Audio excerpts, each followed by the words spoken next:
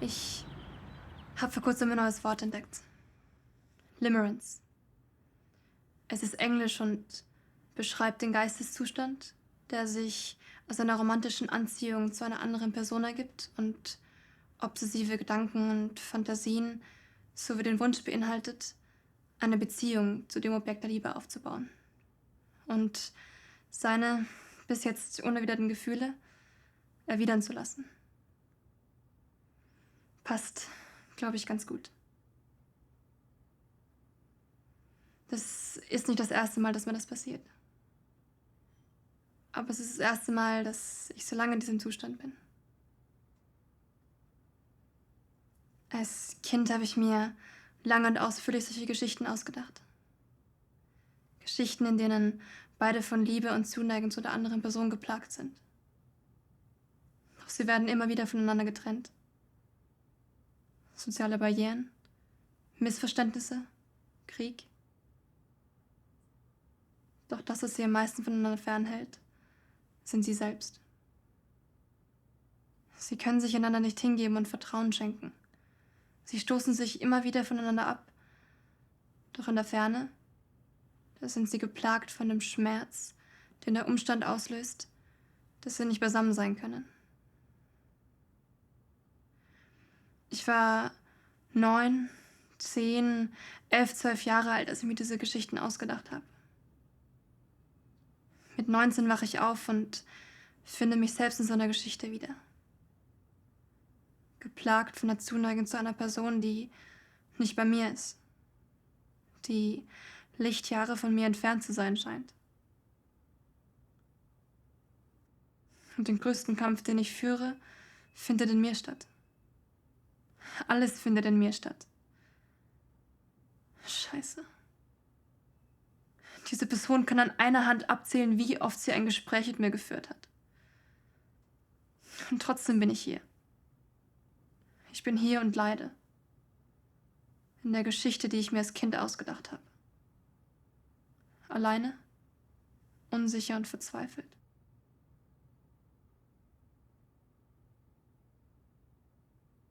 Ich werde so froh darüber sein, wenn ich daraus selbst eine Geschichte machen kann. Dann ist der Kreis... Und Cut. Danke, Mia. So, das passt so. Bitte bereite dich auf die nächste Szene im Schlafzimmer vor. Passt. Also wir brauchen jetzt im Schlafzimmer die Kamera 1 und Kamera 2. Das geht aber erst, wenn der... Ja, wen soll ich vorsetzen? Ich werde dann. Ich bleibe ernst. Ich bleibe ernst. Ich bleibe respektvoll. Gib sie mit Text. Genau, wenn es ganz schön war.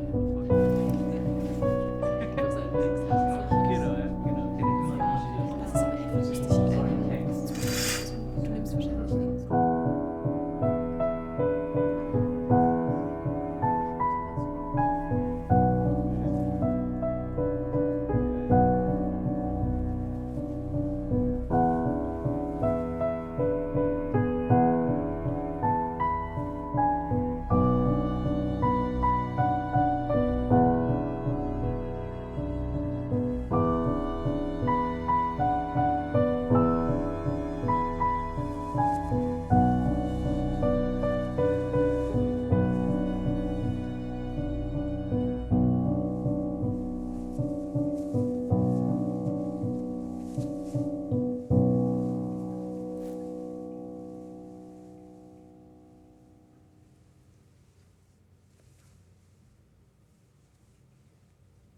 Hallo, wie geht's? Gut. Tolles Projekt, oder? Die Leute hier sind mega nett. So eine Atmosphäre will wir ja haben. Und ich finde die Geschichte inzwischen richtig süß. Süß würde ich diese Geschichte nicht beschreiben. Doch süß. Und empowering. Mhm. Networking läuft auch super. Toll, dass du so bei der Sache bist. Ja, und das solltest du auch mehr sein. Du bist die ganze Zeit so abwesend. Ich bin nur müde. Reiß dich zusammen. Das ist dein Job. Ich weiß. Komm schon. Das ist dein Traum. Ich gebe mein Bestes.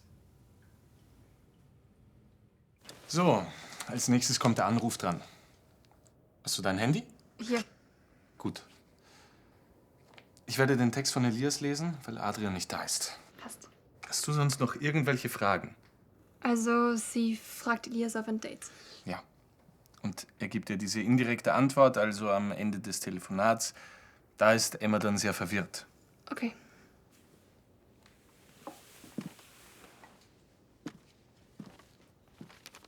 Ton läuft. Kamera läuft. 5.8, Take 1. Und klapp.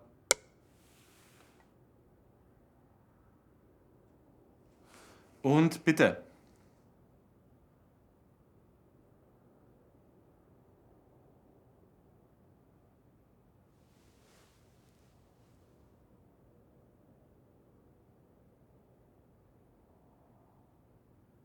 Hi, Elias.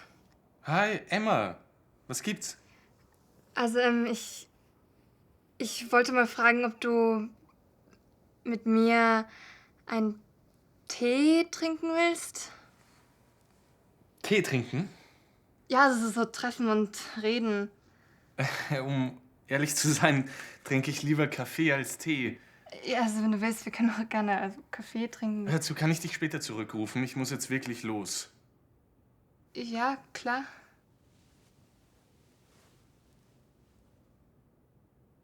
Und Cut. Vielleicht gerade noch. Nochmal? Ja. Ist irgendwo da? Positionen bitte.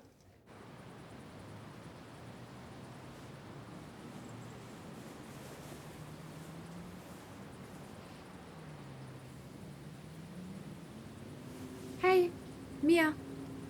Wie geht's dir? Alles okay bei dir? Was? Du wirkst so, ja, so ruhig in letzter Zeit. Ist irgendwas passiert? Alles okay. Sicher? Ich fühle mich irgendwie nicht so gut. Gesundheitlich oder Nee, ich habe die ganze Zeit keine Energie. bist du gestresst? Ja, schon. Ich weiß nicht, ob es am Stress liegt. Machst du dir Druck wegen dem Projekt hier? Kann sein. Entspann dich mal. Schau mal, wir haben uns so sehr auf diesen Dreh gefreut. Wann hat's jemals einer angespannten Person geholfen, entspann dich zu hören? Okay. Touché. Ruff. Schau, ich will dir irgendwie helfen. Ich weiß, ich sollte gerade glücklich sein. Nein, du musst gar nicht. Doch, wir haben uns so auf diesen Dreh gefreut. Ich sollte jetzt offen und gut gelaunt sein. Und warum bist du es dann nicht? Das frage ich mich auch. Also ich glaube, du solltest dir mal eine Auszeit gönnen. So einen Kopf freikriegen. Zeit für dich. Stimmt schon. Ja, ja, wirklich. Du solltest mal nur Zeit für dich haben. Und wann? Soll ich dir aufzählen, was ich alles zu tun habe, wenn dieser Dreh vorbei ist? Mein Plan reicht bis Ende dieses Jahres, ohne Zeit für einen Urlaub. Ich weiß. Eh wie immer. Ja? Wir können weiterfahren. Ja, also jetzt nicht so sonderschön, nicht so Richtung. Okay, also das ist jetzt die Szene gegen Ende, als Emma sich das erste Mal hinsetzt und beginnt, einen Irrgarten zu schreiben. Daniel, wir können drehen. Daniel? Kann ich mal sehen?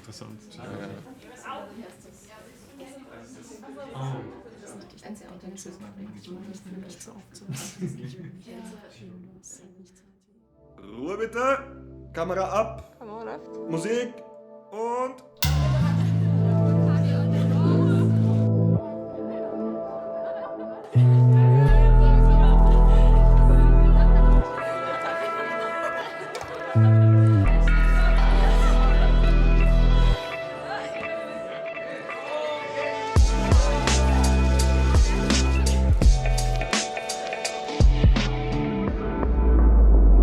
Ja, dann lass uns doch davor mal treffen.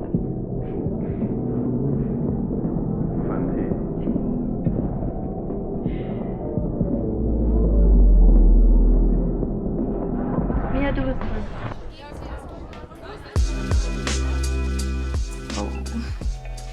gewonnen. Wie immer. Du, Julia, Bitte? was hat das eigentlich mit dem Kaffee und Tee bedeutet? Hä? Die eine Szene, wo Emma Elias auf ein Date fragt und er erst Antwort gibt, dass er lieber Kaffee als Tee trinkt. Achso, das meinst du. Ja. Ja, der ist schwul. Wie bitte? Elias, das mit dem Kaffee ist ja nur eine Metapher. Emma fragt ihn, ob er mit ihr einen Tee trinken gehen will. Und er sagt, dass er lieber Kaffee trinkt. Das hat Daniel ja damals diesem einen Mädchen auch geschrieben, die mit diesen, ich glaube, kürzeren braunen Haaren. Was? Und ja, sie hat ihn ja auf ein Date gefragt und er hat das dann als Antwort geschrieben. Die andere wusste ja nicht, dass er schwul ist. Eigentlich unlogisch, das ist ziemlich obvious. Ich meine, er hat es in dem letzten Film erwähnt. Und ich meine, teilweise macht er schon Dinge, wo ich mir denke, hey, wo gehst du hin? Ich muss an die frische Luft. Hey, Mia, alles okay bei dir? Lass mich in Ruhe.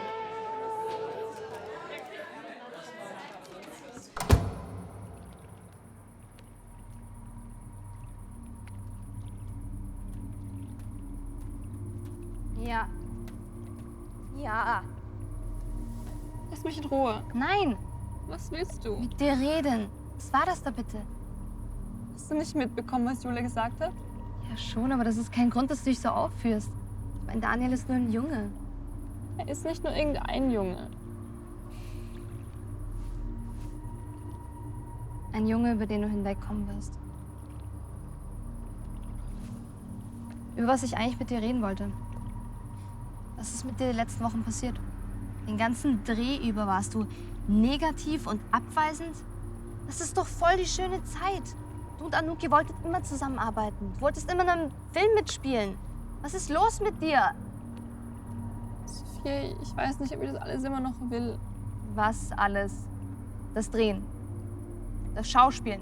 Alles. Was? Ziehst du jetzt zurück? Gibst du jetzt auf? Ich weiß nicht, was ich machen soll. Spinnst du jetzt total? Schau dich doch mal an, du bist ja selbst nicht treu. Wie soll ich mir selbst treu sein, wenn ich nicht mal weiß, was ich will? Ich dachte, ich will das mit dem Schauspiel machen, aber jetzt bin ich mir nicht mehr sicher. Du hast doch nur Angst. Angst davor, das zu tun, was du immer tun wolltest. Was, willst du kein Risiko eingehen? Willst du nicht den unsicheren Weg gehen? Wenn du hart genug arbeitest, dann kannst du dein Ziel erreichen. Weißt du, wie scheiße es mir geht, während ich so viel gebe? Ich habe das Gefühl, ich renne die ganze Zeit einen Marathon und bekomme nie eine Pause. Ich kann nicht mehr. Mia. Willst du so bleiben, wie du jetzt bist? Hm? Schau mich an. Du willst so sein wie ich. Du schämst dich doch nur für die mittelmäßige Person, die du jetzt bist. Was? Ja, ich bin das Beste, was dir im Leben passieren kann. Du kannst nichts anderes außer mir in deiner Zukunft werden. Sonst hast du es nicht verdient.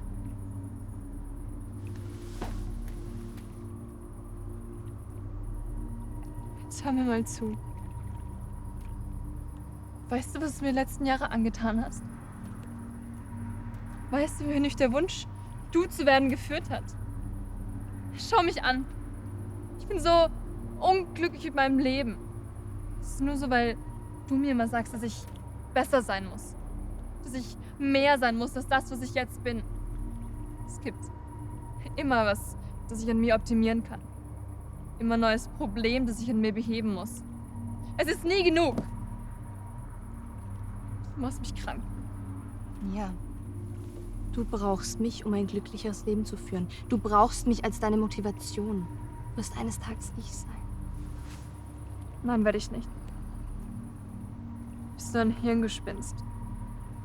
Diesen Traum, den du verkörperst, den gibt's nicht. Mein Leben wird nie so sein. Ich werde nie so sein. Ich bin so furchtbar schlecht, wie ich jetzt bin, und daran wird sich nichts ändern. Ja, schau, komm nicht von deinem Weg ab, okay? Mein Weg? Soll das mein Weg sein? Mich immer weiter verbessern zu wollen, bis wohin? Wohin führt das alles, Sophia? Mia, Na, nichts mir, hau ab. Mia, komm, hör mit. Dann ich werde dir nie wieder zuhören. Sei still, sei still!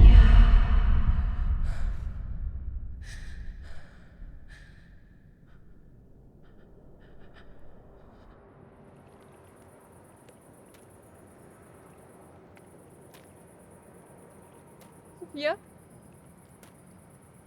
Sophia? Sophia? Sophia? Sophia! Sophia!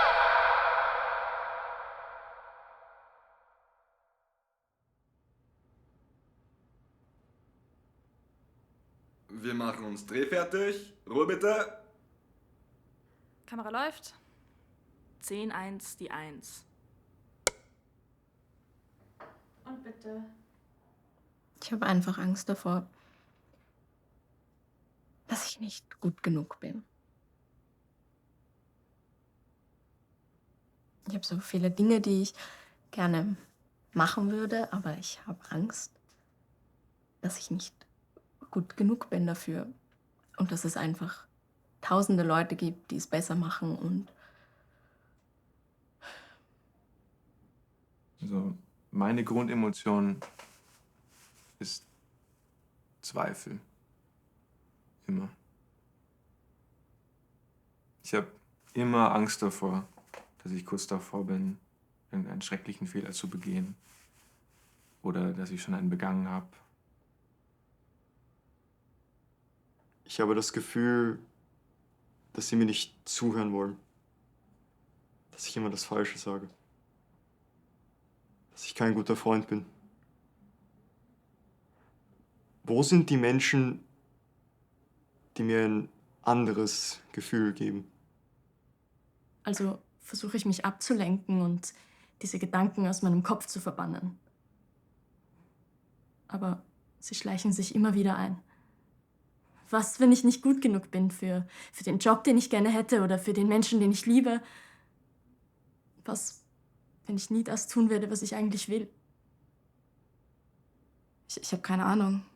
Ich habe wirklich keine Ahnung über mein Leben. Und jetzt erwartet man sich von mir, dass ich grundlegende Entscheidungen treffe für meine Zukunft. Wie? Ich habe keine Ahnung, wie es weitergehen soll. Da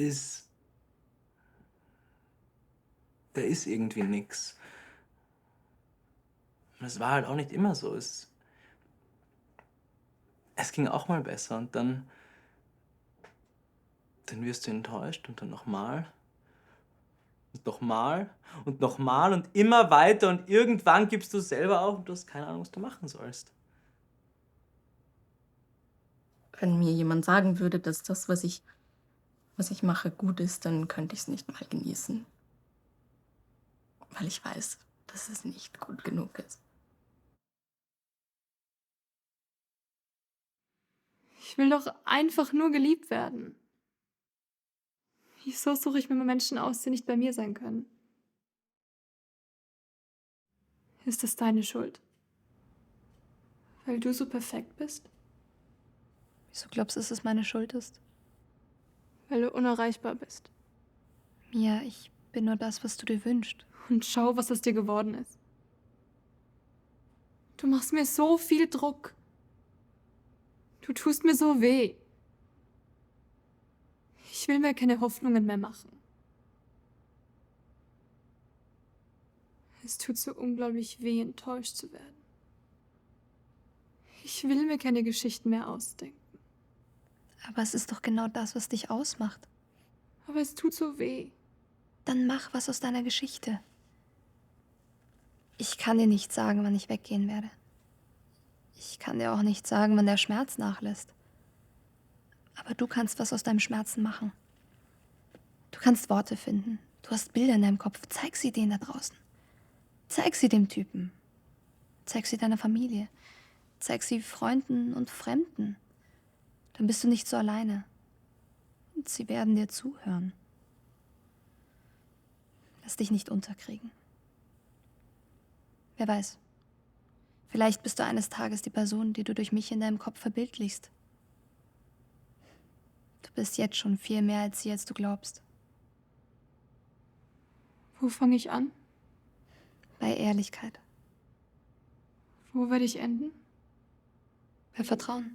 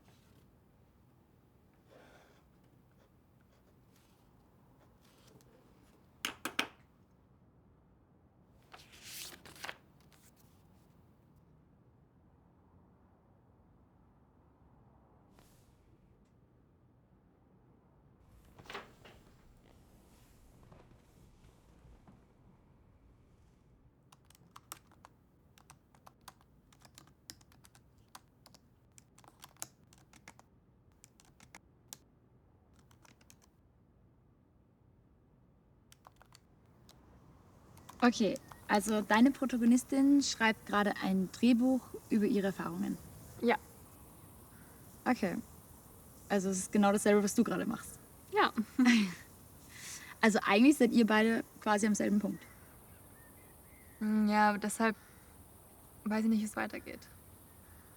Der Film ist ja nur 30 Minuten lang, also ja, wie soll ich ihren Heilungsprozess glaubwürdig darstellen? Also, ich könnte sie auf die Premiere gehen lassen und dann hat sie ein tolles Happy End. Aber das ist so eine Abkürzung. Voll. Irgendwas fehlt noch.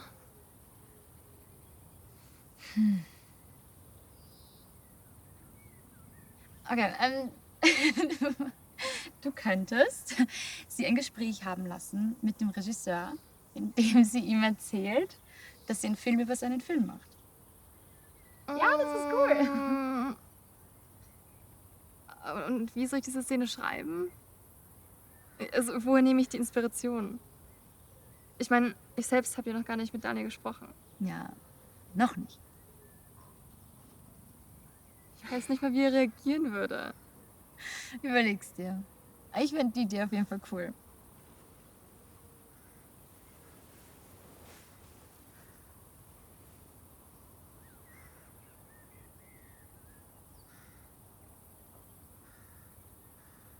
Mia? Daniel? Was machst du hier? Ich arbeite hier. Und du? Ich drehe einen Film. Ein Film? Was? Warte, ich komme mal zu dir runter. So, erzähl mal, worum geht's in deinem Film? Lange Geschichte. Sicher, dass du sie hören willst? Ja, klar. Sie ist aber auch ein bisschen, wie soll ich sagen, komisch. Komisch?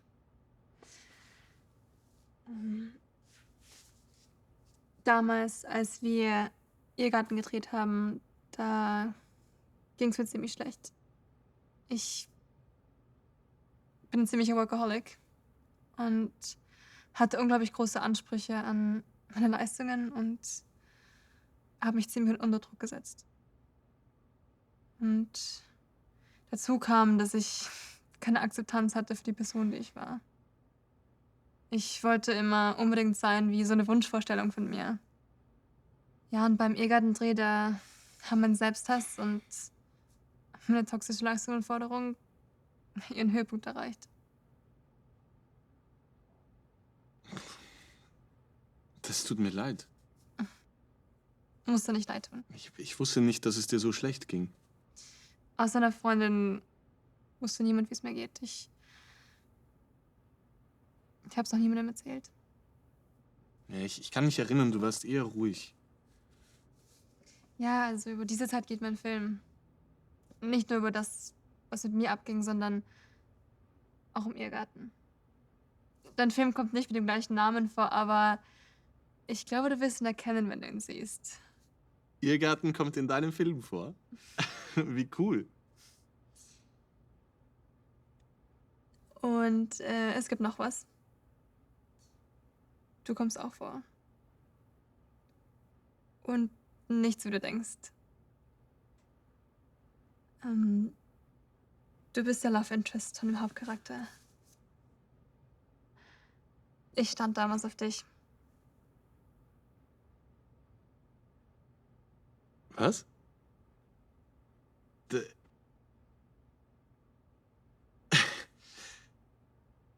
Oh mein Gott, das habe ich nicht kommen sehen. Aber weißt du was? Jetzt, wo du es sagst, ich hatte schon damals das Gefühl, dass da irgendetwas bei dir abgeht. Oh nein, nein, nein, nein, nein. Du musst dich nicht schlecht fühlen. Aber wusstest du nicht, dass ich schwul bin? Julia hat es mir auf der Abschlussparty erzählt. Also, den ganzen Dreh über wusste ich es nicht.